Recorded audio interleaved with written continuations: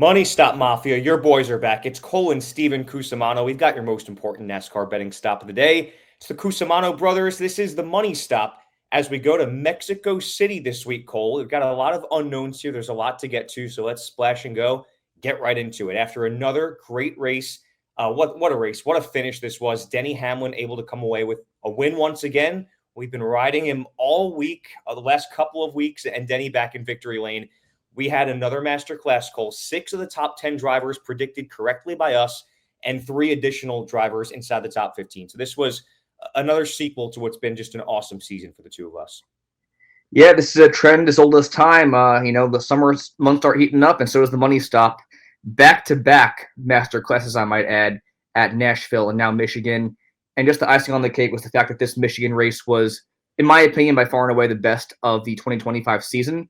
It definitely took me back to when we first got into NASCAR, the old school mile-and-a-half intermediate style races where it was fuel mileage driven and there was so much strategy involved. And I mean, you look at how that race shook out. Once again, William Byron dominated the entire thing, excluded from our top finishers from our episode last week. In addition to Carson Hocevar, who was leading with 20 to go and blew a tire, also not mentioned on our results from last week. And then, of course, yes, once again, my winner pick, Denny Hamlin, goes to victory lane. Basically took these youngsters to school as one of the oldest drivers in the Cup Series right now and the villain of the sport. Just such a fun watch. And, going to Mexico City for the first time here in the Cup Series. And my thoughts going into this one are I'm hoping that you guys got in on our success from Michigan and Nashville because, like you said there at the top, there's going to be a lot of unknowns. One thing I want to note is that for these shows, the money stop, we like to give you the numbers pre-qualifying, pre-practice so you can maximize the values. But for a track like Mexico City, where it's the first race there's a lot of unknowns. This is one that's going to be much more analytically driven. I'm not going to put as much confidence in our big money bets, prop predictions for Grid Rival. So just take this analysis for what it's worth. In my opinion, these will be the safest picks to bet before the on-track action, but this is one that I would advocate to even wait to bet some serious money on after we get 2 practice sessions and qualifying to see how things really look come Sunday. Yeah, so if you haven't listened to the show before, here's how it works. We each name 2 drivers per tier for 12 total drivers. So we have a favorites category where there's 4 drivers, 2 per Cole and 2 per me. There's 2 sleepers and there's 2 value picks. So we're going to give you these 12 drivers. And the way I'm approaching this week is these are the 12 drivers I'm keeping in mind as we go into the weekend, as we get into qualifying, as we get into practice, and we look at the lap averages and everything else that there is to look at. I'm not locking in any bets until the cars hit the track. And I want to see how things unload, who's got an early feel for the track and all that sort of thing. So we always say every week, Kyle Larson's going to be the favorite per Vegas, but not this week as we go to a brand new track on the circuit. I think the last time we did this, Cole, it was the Chicago Street Course, of course, won by Shane Van Gisbergen. That was the last time, right? The last road course or? The last time we went to a track for the first time. Oh, geez. Right? Yeah, in my case, for sure. Correct us if we're wrong. I think the Chicago Street Course was the last time NASCAR debuted a new track. So, well, yes. I'm sorry. I misunderstood. Yes. Yeah. Debuted a new track, right? It's new. Yeah. Yes. I'm going to do that today, in case you couldn't tell. Yeah. Stu not over here doesn't even know what we're talking about. Locked in. Well, SVG was locked in because he won that race. And so Vegas has him as a pretty heavy favorite to win this race at Mexico City. He's plus 325. And then you've got a pretty sizable drop-off before second in odds, which is Christopher Bell at plus 550. William Byron is plus 600. And you have co-favorites at fourth, tied with Kyle Larson and Tyler Reddick at plus 700. So, Cole, to tell you the truth, I couldn't give less of a care about that. Like, the way I'm looking at it, it's such a wild card. You can't take the odds what they are right now into too much consideration, and they're going to change so much by the time this race begins. So there's just a lot of unknowns. Before we get into the sleepers category, Cole, can you describe to me Mexico City, the track? Can you describe, I guess, maybe a track it's similar to? Can you describe maybe, the type of thing that would give fans like an analogy of like what it might be comparable to? Definitely COTA. I mean, you've seen F1 race here numerous times. This is a different layout than the F1 course. However, it still has very similar characteristics to that. just some shortening here and there. But yeah, I think it profiles very similarly to Coda because right before turn one, there's an extremely long straightaway. Then you make your right-hander right in front of the stadium-like crowd, which is a really cool view, I think, for the fans. And I think it's going to look awesome on TV. But yeah, that's what I've heard the drivers compare it to. It's what I've kind of taken away from the highlights I've watched on YouTube and whatnot. And even speaking with Richie and Cody from SpeedFreaks, when they've ran that track in the F1 game, they compared it very similarly to Coda. So if that is any indicator for how this race will play out, we are in for a real treat because, I mean, I said how Michigan was the best race of the year for me this year. Well, it was right up there with the Coke 600 and Coda. Coda by far and away was one of the best races this year. You had it down to the wire between multiple drivers in Christopher Bell, who won the race, William Byron. You had SVG, Kyle Busch up there fighting for the win. So I think one thing we've seen with this next-gen car since its introduction in 2022 is that the road courses always put on a show. And I think, playing into this event, being in front of a new crowd, new atmosphere, it's going to be an awesome event, hopefully on track as well. Well, let's talk favorites here, Cole. I think that, as this is one big wild card, I think you've got to rely on your constants. You got to rely on the dependable, reliable drivers that have lent us well all season long. And I think when I think of the two most dependable drivers in the sport on a week-to-week basis, I got to go with a couple Hendrick Chevys, and William Byron and Kyle Larson is my two favorites this week. William Byron is plus 600 for the win, 9,900 in daily fantasy.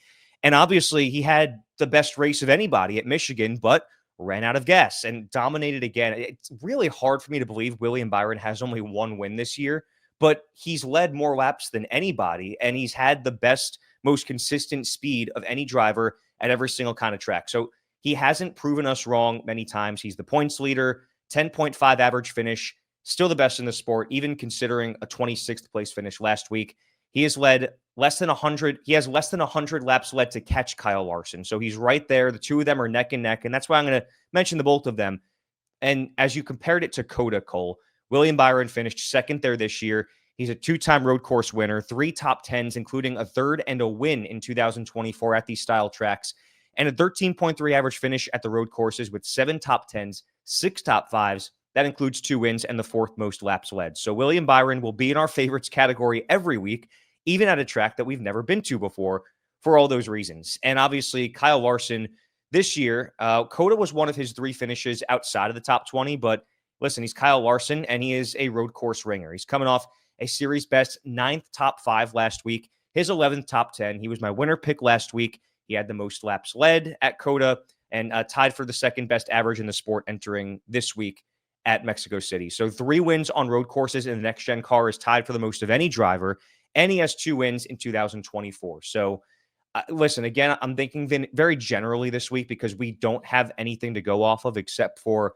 similar style track and then drivers who have good speed this year. And I think of William Byron and Kyle Larson as guys who check both of those boxes and former winners at road courses and places like Coda as kind of that third box I'm looking to have checked. So that's the safest I could think of, giving any kind of advice going into the weekend. And that's great advice to give. I would definitely say to the eye test and just what we've seen in 2025, your 2 most reliable drivers are going to be William Byron and Kyle Larson. I think you hit the nail on the head in saying it's surprising that William Byron only has 1 win this season. That's 3 now that he's dominated and choked away. And I think once we get to the playoffs, I'm looking to see if he can get those wins back. Can he be a multi-race winner up there with Kyle Larson and Denny Hamlin and now Christopher Bell for the most in the series? And I think this is a track where he definitely could do that, proven to be one of the best drivers in the next gen on the road courses. And then, yeah, Kyle Larson, he's just proven time and time again, no matter what, he's going to adapt well to whatever he's driving, wherever he's racing. And that is why I think for this week, while, yes, we are taking a hard look at the drivers who have performed well to this point in 2025, it's also important to think about which drivers adapt adapt the best to different tracks and different conditions. And one of the first drivers that comes to mind has got to be, obviously, Shane Van Gisbergen, the heavy favorite for this weekend, plus 325 and a steep value of 10,500 in daily fantasy, the most in the series, which is going to be very hard to get into your lineup. And I think what makes it hard for me to want to put any money down before the on-track action in practice and qualifying for Mexico City is that the numbers really aren't that favorable for bettors. Like, yes, do I think SVG should be the favorite? Absolutely. When you consider the fact that it even might rain on Sunday in Mexico City, that makes me want to bet him even more. But I think having that plus 325 shortest odds for the race win with that big of a gap between him and Christopher Bell, it's a bit much for me. And I think that value for daily fantasy is going to be also almost impossible to have him in your lineup without sacrificing some real stuff at the back end. But getting back to how good SVG has been in the Cup Series on the road courses, finished 6th at COTA earlier this year. That was his only top 10 of the 2025 season, and he led the second most laps in that race with over 20. Now, what's really encouraging that I've seen from SVG is that he's improved his pace dramatically the last few weeks, finishing top 20 in 3 of his last 5 starts and top 25 in all 5 of those last 5 races with a 19.8 average, which I know isn't the flashiest thing, but for somebody who's coming from a sport car background, road course racing, to see his average jump 5 spots from the season average, which is 25.3, that's encouraging to me. Like, the speed's definitely been trending in his favor, and we know what he can do on the road courses. What's really impressive is that in 5 road course starts in the Cup Series, he owns a 9th place average with only 1 finish outside the top 10, with 1 win coming in his Cup debut at the Chicago Street Course, and 1 runner-up last year at Watkins Glen. And what's also, I think, the most impressive stat by far and away from SVG on his road course program in the Cup Series so far through just 5 starts, 3rd most laps led. That's him making his debut in 2023, and drivers in the field having 16 starts compared to his 5. So that just goes to show you how dominant he's been. I think if the weather does indeed forecast rain on Sunday, he should be a lock for a top 3 prop and maybe even the race win. But 2 guys you mentioned, Larson and Byron, have been the best in the series in 2025. I think the driver I'm going to keep riding with is Christopher Bell. Christopher Bell, plus 500 for the race win, 10,200 in daily fantasy. His 16th place finish at Michigan snapped a 4-race top 10 streak. And I brought this up on SpeedFreaks this past Sunday. I feel like Christopher Bell has been profiled as kind of underwhelming at this point in the season because he scored those 3 straight wins, and the standard was just so bloated that he should be winning every single week and leading all these laps. But you look at how he has done as a whole through 16 starts, he still has an 11.2 average. That's tied for second best in the series. So he's having an incredible season. I just think he had lofty expectations following that really hot start to start the year off. But going back to his road course resume, obviously won at COTA earlier this year. He's a 3-time road course winner in the Cup Series, also with 2 runner-ups on those disciplines in 2024, posting a 10.3 average and 10 top 10s with 2 wins in 16 next-gen road course starts. So I like Byron, I like Larson, but I like Bell and SVG a little bit better this weekend. I feel good about that. I wouldn't agree in saying I think I feel better about them. I like SV. I mean, SVG is going to be a pretty safe pick. Like, again, look at what he did at the Chicago Street Course the first time we went there, and that's kind of the evidence I need to see for a guy that, again, likes these kind of style tracks to begin with. So as we transition to sleepers here, Cole, I want to ride some more hot hands and a driver that made us look pretty smart last week, and that was Kyle Busch, who finished in 8th and was running borderline top 5 a lot of the week. Plus 900 for the race win, 8,800 in daily fantasy. And he's coming off his 5th top 10 of the season, which was one of our bold predictions for Michigan. 3 straight top 15s now, 5th at COTA earlier this year, and he led the most laps with 43. He's only had 1 finish lower than 13th with top 10s in 2 starts at road courses this year. And he, of course, is a 4-time road course winner. The downside to that is he hasn't had one since 2015. And listen, he's one of the only drivers in the field that has raced at Mexico City before.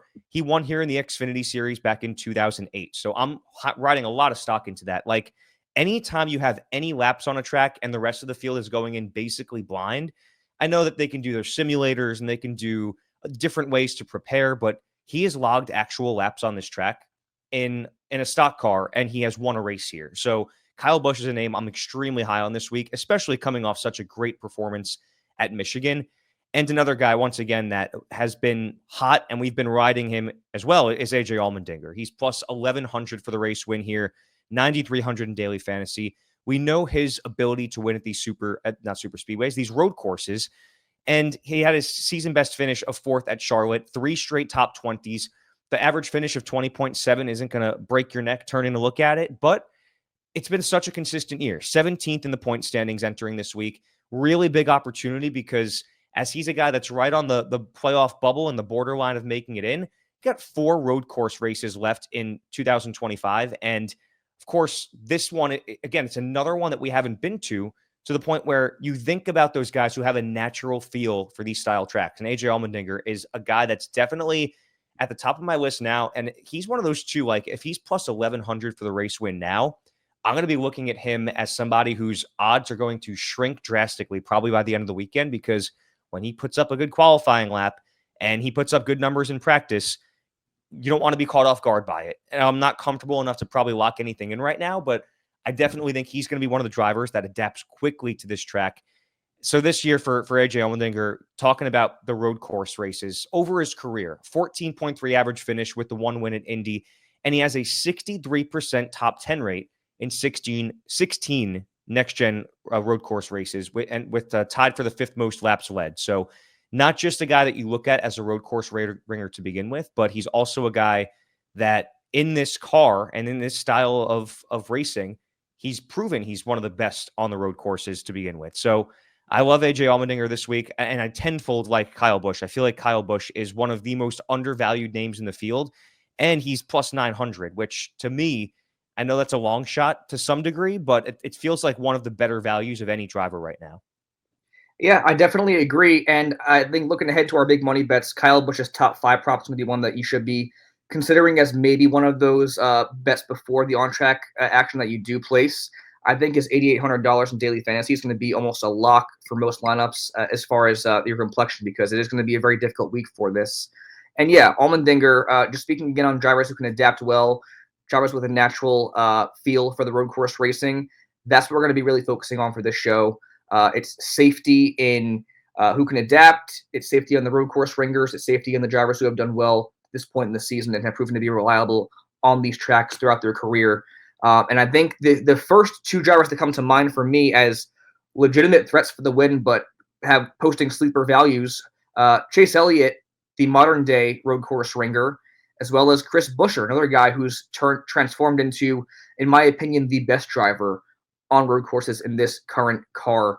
But starting with Chase Elliott plus 1,000 for the race win, $9,500 in daily fantasy, 15th place yet again after a very promising start at Michigan, leading laps early. That marks now back-to-back 15th place finishes, with 15th place finishes in 3 of his last 15 starts. And again, we preached this the last 2-3 weeks now. I feel like it's been a theme the entire season, but that top 10 speeds now turning into top 15 speed. We want to see more consistency in terms of quality results, and this could be a place where we see that take place, because in his career, it's noted Chase Elliott, 7-time road course winner. However, that last win did not come with this current car, but there's reason to believe that he can contend for this win once again, because over those last 5 races, where he has finished top 15 in all 5 of those starts, 50 laps led, which doubles his total from his prior 11 this season. So he's had more lap leading speed. It's just been a matter of putting it together by the end of the race.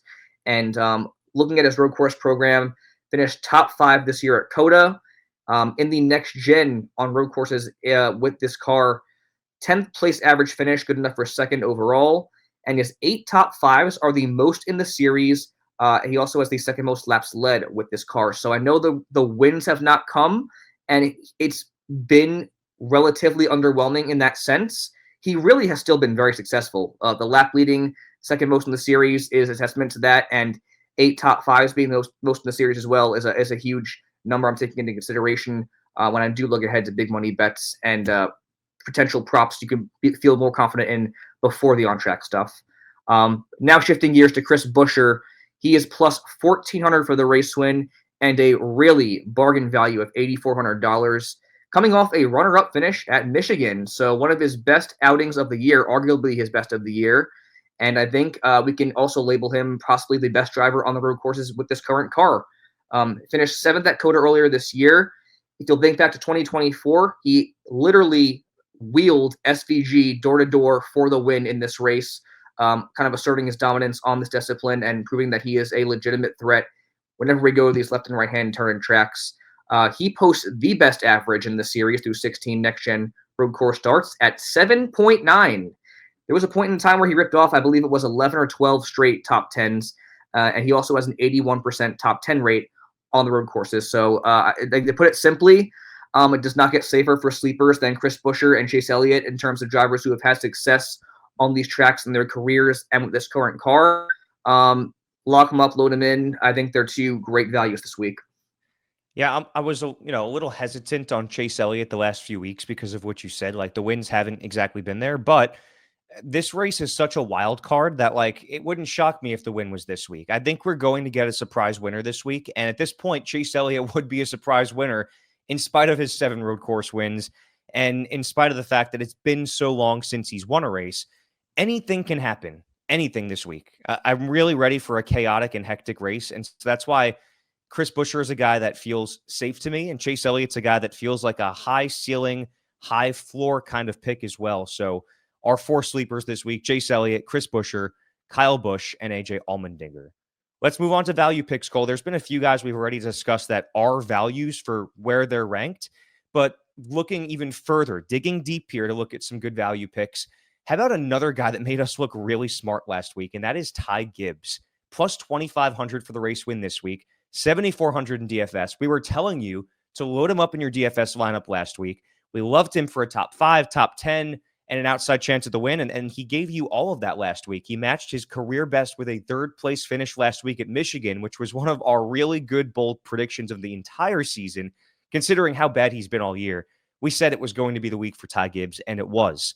That was the third 6 times, and he's finished third 6 times in the Cup Series now, including 2 of those at road courses. So this is kind of a perfect storm for Ty Gibbs, coming off a tie for his best career finish at going to one of his best track mediums. So he has 4 top 5s out of 12 road course races in the Cup Series, and he has 6 top 10s out of 26 starts on road courses in NASCAR overall for Ty Gibbs, and 4 of his 12 Xfinity Series wins came on road courses. So it's the perfect storm of a guy that made us look smart last week, a track that was right in his wheelhouse, and now we're going to another kind of track that is in his wheelhouse.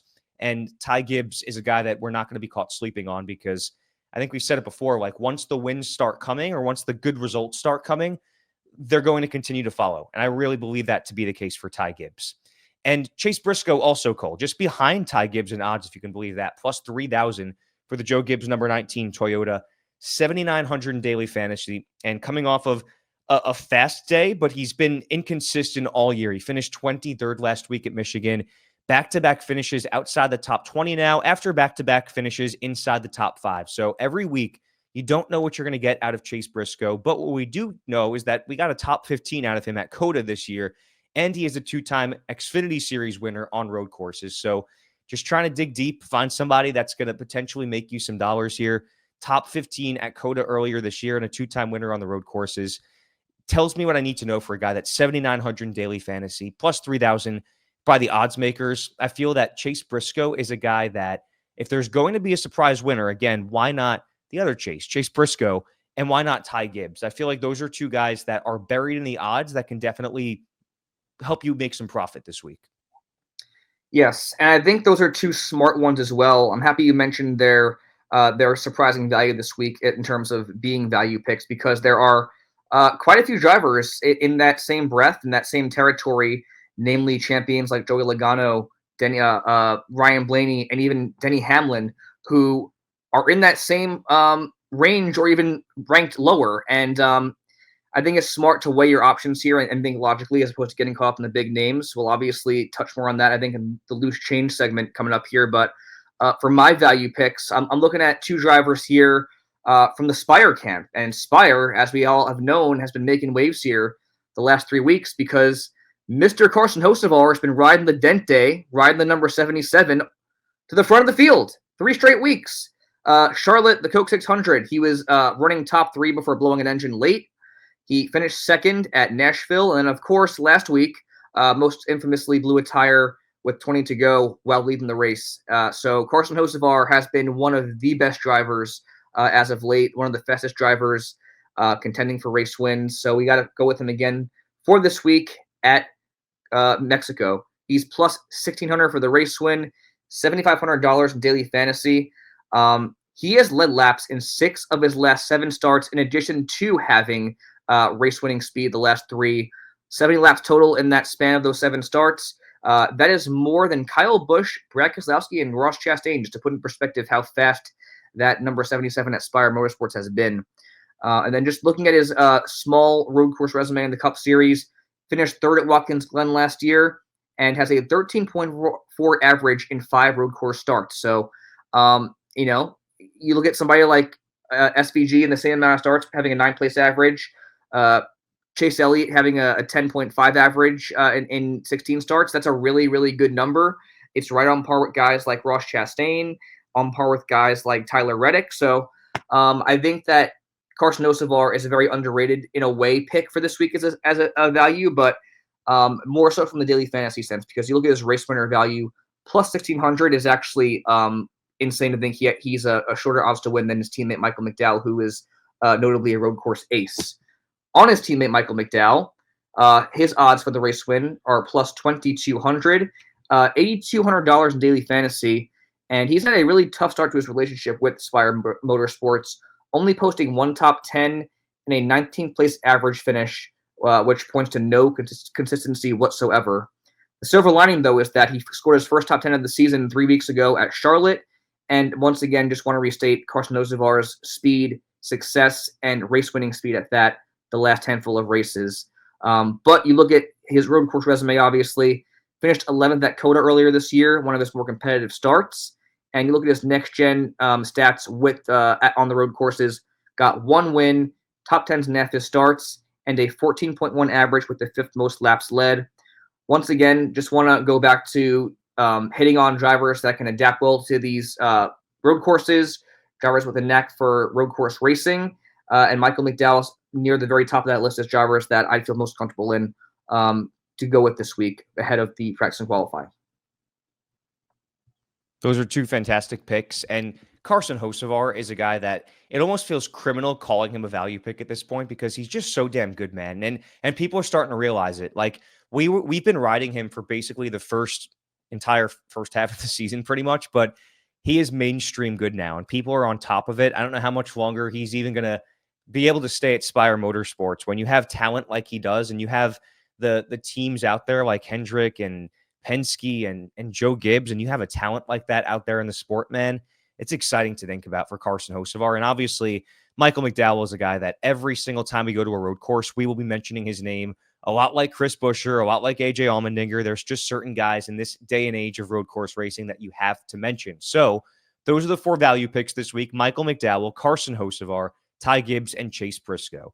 So those are 12 drivers now, Cole. If you're, again, new to the show, the way we'll do this is we just name 12. We want to give you a more concentrated, narrowed-in idea of who we're looking at this week. So we'll each take one of our drivers per tier. My favorite, Cole, I'm going to take William Byron. My sleeper, I'll take Kyle Busch. My value pick for the week, I'll take Ty Gibbs.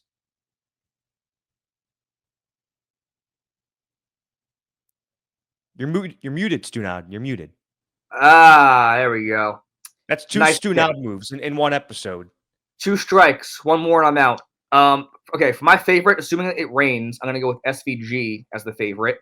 For my sleeper, I'm going to go with Chase Elliott, and then I'm going to go with Michael McDowell for my value pick this week. Any loose change, Cole? I feel like, when it comes to Mexico City, there's a pretty obvious name that we haven't mentioned, and that is the local amigo of NASCAR, Daniel Suarez. And I feel like that's the name that we haven't mentioned, that everyone kind of acts like Phoenix is his home race. Well, that's not the case anymore. We go to Mexico City, and when I think of loose change, that's obviously the big piece of information we haven't talked about yet. What is your outlook on Daniel Suarez? Man, it's really tough because you want to say he's going to go out there and win this thing because it'd be such a great story. And let's be honest, he probably has a great shot. You look at his resume on the road courses is in this car. He has a win at Sonoma. He's obviously run very well, leading laps and scoring stage points on the road courses, but he's had trouble closing it out. I mean, he's had quite a few DNFs on these style tracks in the next gen, and it's just been a lot of inconsistency this year for him. I do think that being home will be a major confidence booster for him in that 99 team, but it's also going to be a lot of pressure. So I'm curious to see how he handles it. Currently plus 1,400 for the race win, so pretty decent value there. Whenever we go to these tracks, all three Trackhouse cars, SVG, Ross Chastain, Daniel Suarez, they all have race-winning speed.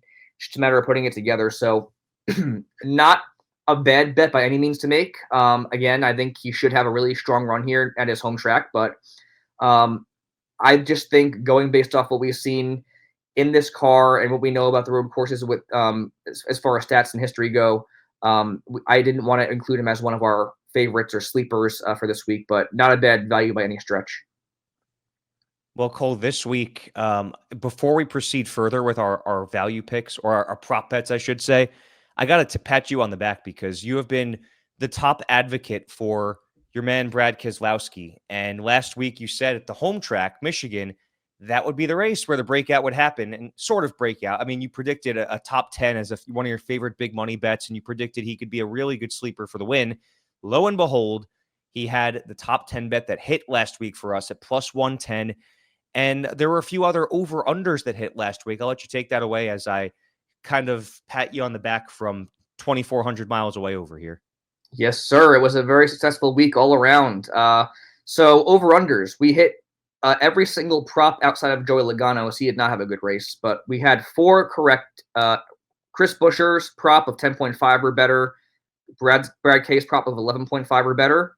Kyle Busch of 13.5 and Ty Gibbs of 14.5. So once again, want to point out though that high nominational value, that should be a theme that you look out for when making these over/under bets because the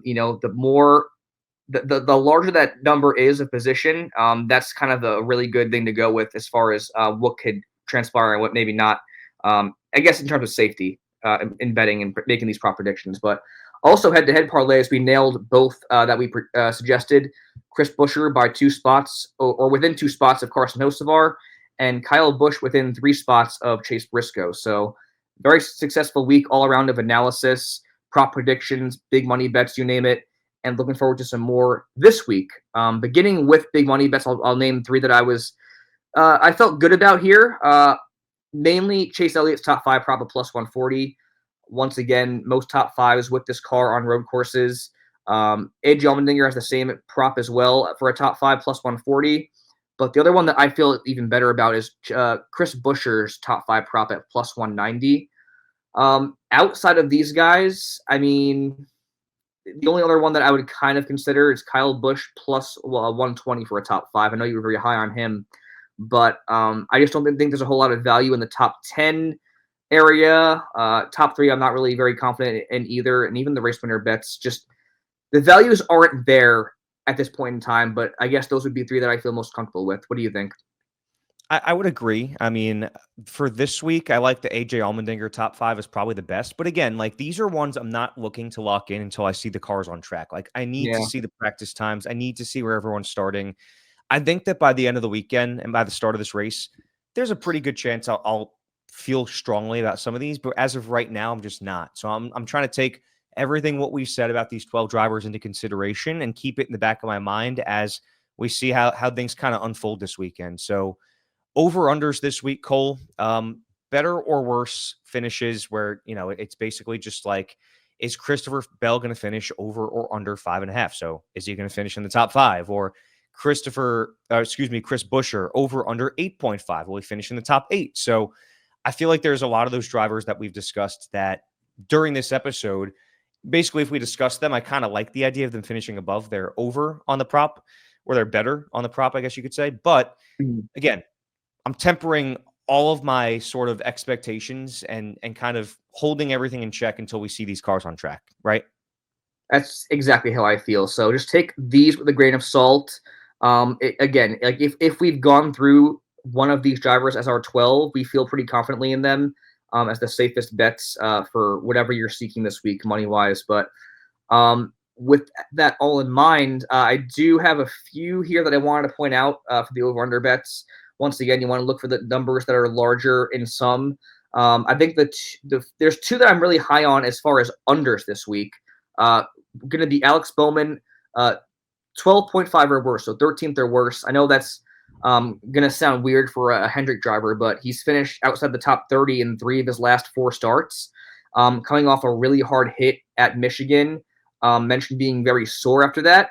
I just don't think he's going to be a store for a very good race here at Mexico City, even though he has been very competitive on the road courses with this car. So I guess there is kind of that to kind of weigh as devil's advocate, but just playing off last week and how they've run the last few weeks, I'm not high on Alex Bowman. Joey Logano, once again, turned in an underwhelming performance at Michigan. His race winner value this week is plus 5,000. He is like under guys like Carson Hocevar, Michael McDowell, Chase Briscoe even. So that just points to the fact that he's not been good at all in the next gen on road courses.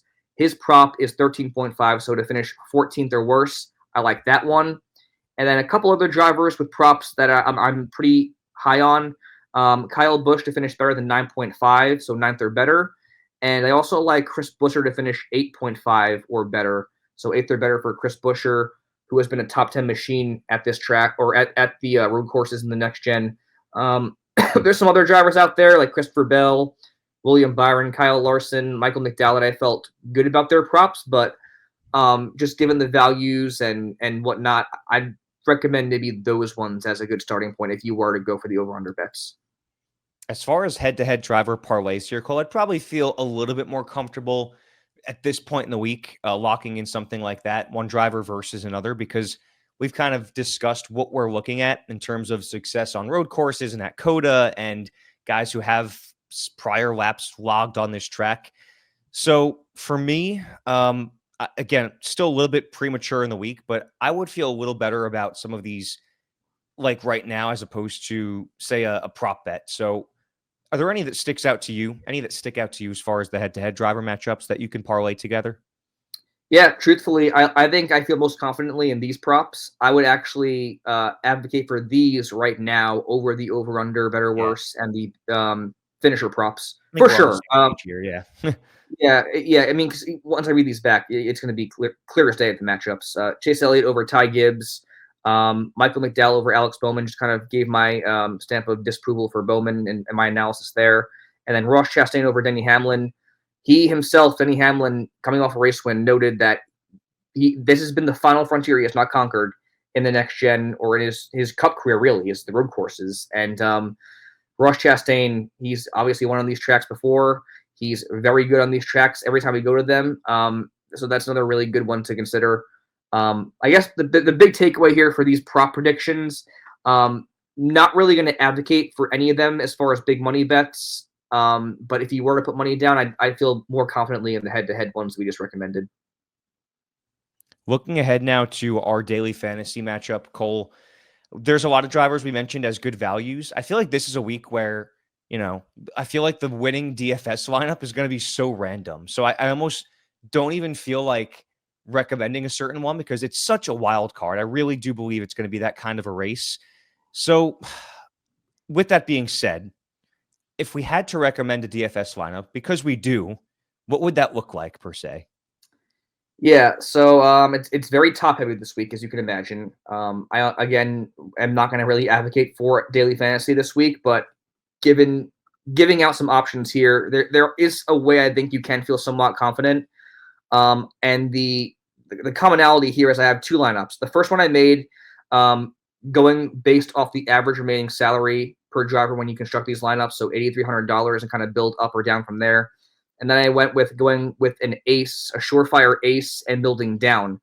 The most consistent lineup I have here, the one that I built with the average remaining salary balance, the base is Ty Gibbs, Carson Hocevar, Michael McDowell, and Chris Buescher. That was the same core for the ace heavy lineup I have beyond this one, but the first lineup I have Elliott as our ace and Kyle Busch as our second most expensive driver. So again, just to recap that one, Elliott, Busch, Buescher, McDowell, Hocevar, and Gibbs, which I actually feel really good about. Going in completely blind, just saying all what we said this show on those 6 drivers. I feel confidently that that'll be a very solid and it's not going to break you for sure lineup. The other one I have here again has a base of Gibbs, Hocevar, McDowell, and Busher. And in order to get one of a Christopher Bell, Kyle Larson, William Byron, or Tyler Reddick in there, you have to swap out Kyle Busch with Chase Briscoe. And for me, I feel more confidently having Kyle Busch in my lineup over Chase Briscoe, even with having somebody like a Bell, Larson, Byron, or Reddick in there, who are arguably a better threat for the win over a Chase Elliott. But I think Kyle Busch and Chase Elliott as your top 2 guys in that first lineup I recommended, it makes for a less volatile approach to daily fantasy, and I lean that way as opposed to going ace heavy.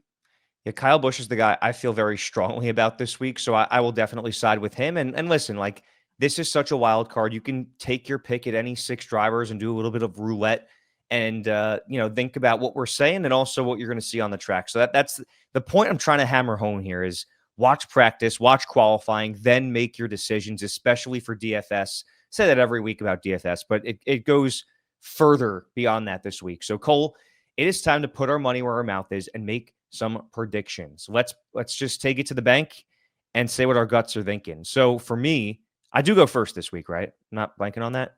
Yeah, you do, I believe. You know what I'm going to do? I'm going to take Kyle Busch this week. I think Kyle Busch is going to win at Mexico City because, again, he's got laps here. The one thing we haven't mentioned, Cole, this is veering off topic slightly, but there's a couple drivers that are competing in the Xfinity Series this week, including Daniel Suarez and Ty Gibbs, and I believe Christopher Bell. I think those are also going to be guys that have a really good shot at the win.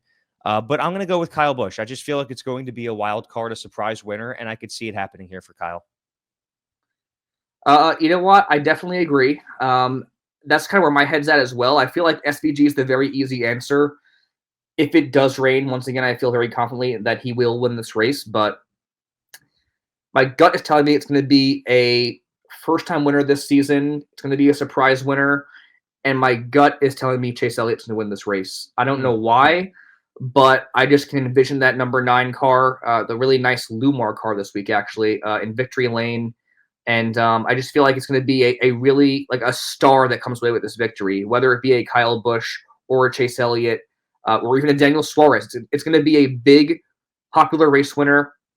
And I just think it's all amounting to a Chase Elliott win this week.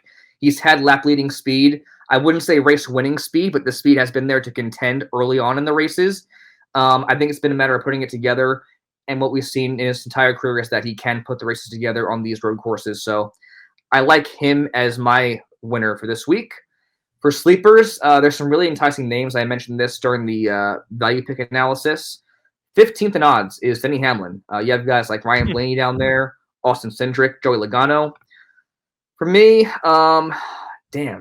it's still kind of tough. I'm going to go with, I guess, Austin Cindric. I know we didn't mention him on this episode, but he's another one of those guys that just has a knack for running the road courses. And I can see him walking away with a solid top 10 day. I'm thinking more top 15, though, from that team for sure. Yeah, he's like, I would put him in a category of like the best of the rest. Of the 12 drivers we didn't mention, I think Austin Cindric probably just missed the cut. And I'm glad you picked him because we probably needed to mention him. So I'm going to go with Ty Gibbs here. I feel a little bit weird doing this because it's just been such a bad year for Ty Gibbs, but I just did all this talking about how excited I am about the drivers that are competing in the Xfinity Series, getting extra laps here. And I also like the results for Ty Gibbs last week and everything else that I had to say. So I'll give me Ty Gibbs this week for my sleeper. Not bad. I like that a lot, actually. That is Ty Gibbs and Kyle Busch for me, and it is Chase Elliott and Austin Cindric for Cole. So we'll see how things go here, Cole. This is going to be a wild card. I'm excited for this race. I love seeing a new track. It is the Viva Mexico 250 on Father's Day, 3:05 p.m. Eastern time. So Cole, any parting words before we drop the jack here?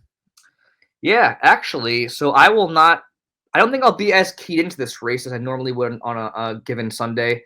I'll actually be out at Worldwide Technology Raceway with SpeedFreaks. Me and Crash will be covering the IndyCar race there under the lights. First ever primetime race on Sunday night for IndyCar. And I'm so pumped to cover my first IndyCar race.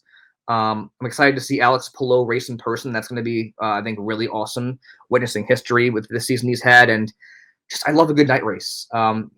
Chris Blair and the folks at Worldwide Technology Raceway do it big with their explosions and pyrotechnics before and after the race.